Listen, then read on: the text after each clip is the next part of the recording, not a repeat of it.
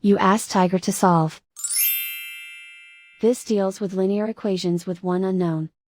The final result is p equals 4/3. Let's solve it step by step.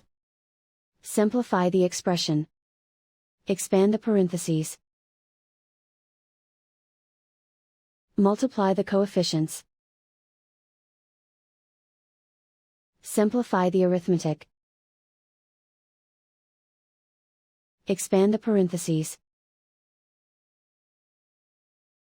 Group like terms.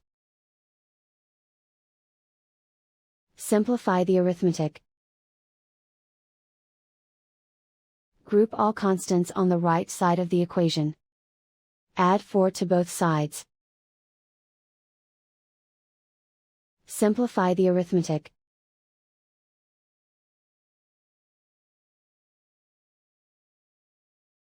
Isolate the p.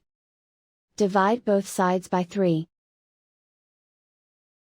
Simplify the fraction.